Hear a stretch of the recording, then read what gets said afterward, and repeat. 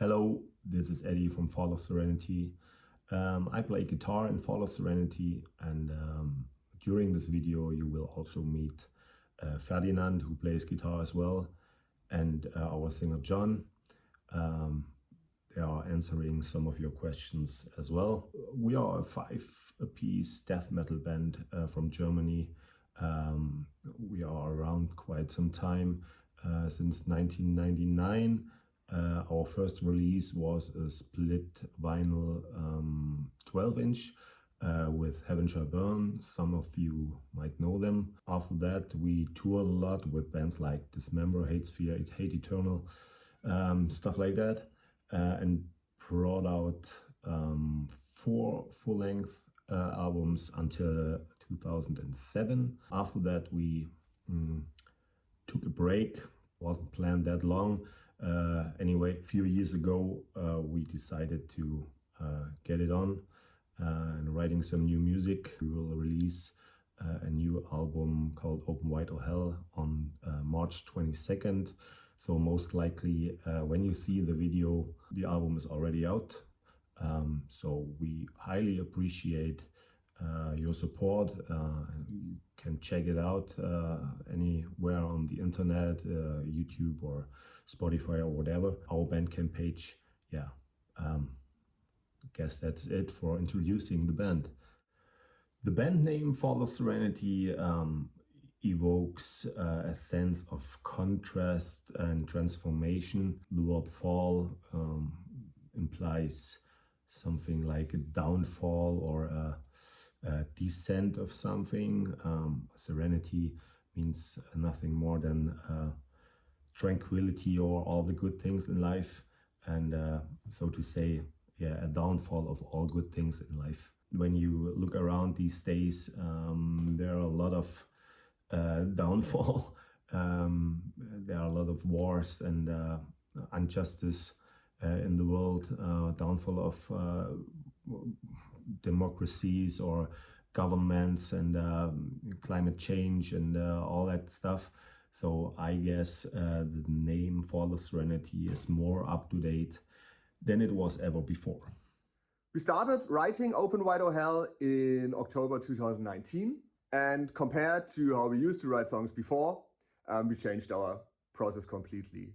The songs on the Crossfire have been written in the rehearsal room. We had a rehearsal like every other week, but this wouldn't have been doable anymore. Mainly because we now live spread out across Germany. Everybody lives in a different city, so we decided to meet for weekenders to write songs. So we booked a cottage in the woods, brought some home studio equipment to that place, and yeah, locked us in for a couple of weekends, so not in a row, but over 2.5 years. I had 5 of those weekenders where we wrote the songs that are now on Open Wide or Hell. Not every song that we wrote there made it to the record. For us, this was a very interesting and quite new way of writing songs together. I think this was quite beneficial to spend so much time concentrated on the songwriting process. This would have been something that wouldn't have been possible back in the early 2000s when studio hours have been like very expensive. So having that time to play with the songs or with the demos has been incredibly useful, and that's the story behind the songwriting on Open Wide or Hell. All the lyrics are mixing personal thoughts with bigger and dark ideas about what everyone in the world goes through these days, about losing things, ending things, about the essence of existence, of mortality and of the unknown. Therefore, we are reflecting on collective fears, reflecting on aspirations, and try to look at why people feel scared and insecure. We use pictures and words to talk about life, death, general themes of destruction and loss and what may come after it. So basically, we are trying to understand what it means to be human and what it means to be together these days? I don't recall exactly when it was, but we met at John's place to brainstorm ideas for the album cover for Open Wide or Hell. And yeah, we are musicians. We are shit at drawing. None of us is a designer or an illustrator or anything near that. So we decided to use generative AI tools to sketch out ideas. We had a rough idea of what we wanted the cover to look like or to feel like. So we wanted to have it somewhat occult, but at the same time not too cliche and not too used. So we came up quite early on that evening with the idea of that octopus-ish creature that is now on the cover. And I think this was mainly to the fact that squids or octopuses are incredibly fascinating creatures. They are mystical and they can change their shape and color. They're super smart and also a little bit somewhat scary.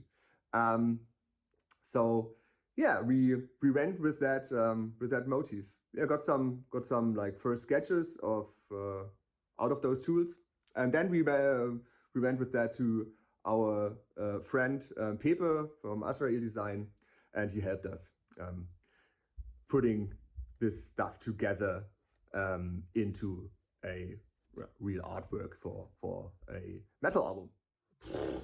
Basically, he sucks. That's all I wanted to say.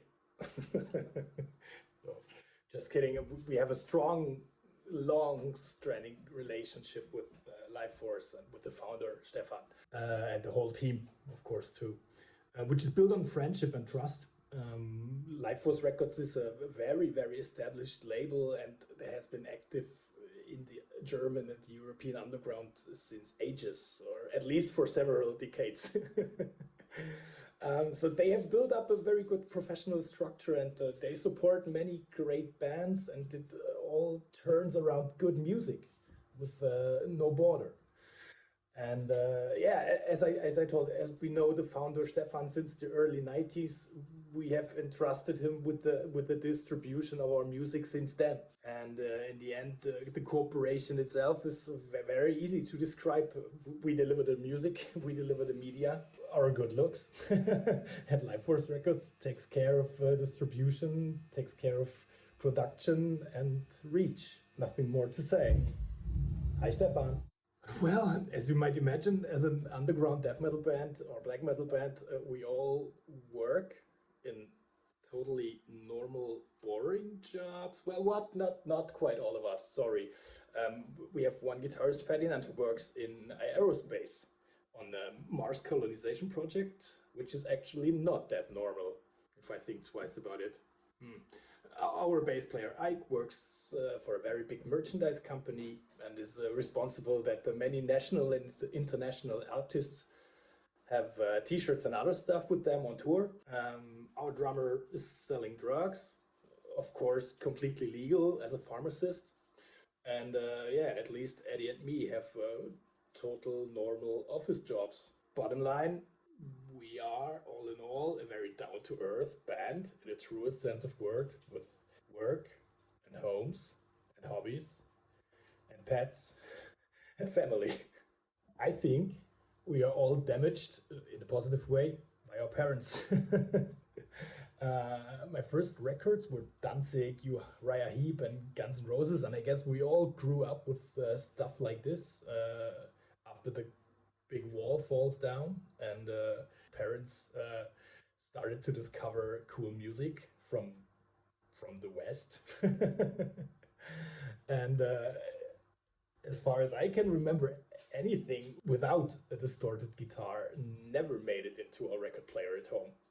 So a little walk down the road in our early youth, we had everything from Iron Maiden, Bolt Thrower, Slayer to Dark Throne, conquering the jukebox step by step by step. And well, this is what we are. And who knows what music we would be celebrating today if that hadn't been the case. In that respect, thank you 1,000 times, Mom. I love you.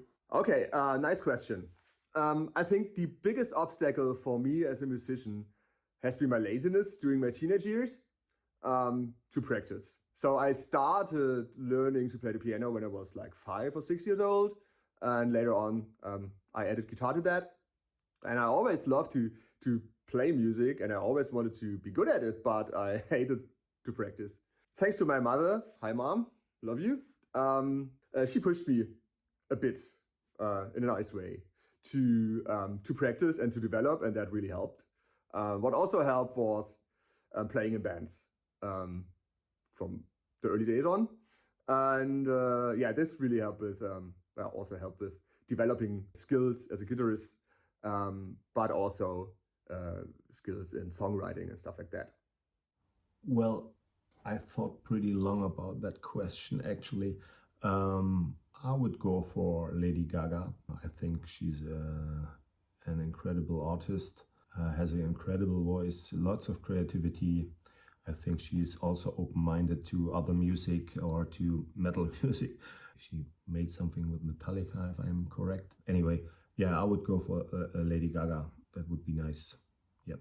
I can't say that much about the evolution of melodic death metal or a specific genre in metal in general, because we don't care that much about it. It's just whether we like it or we don't like it.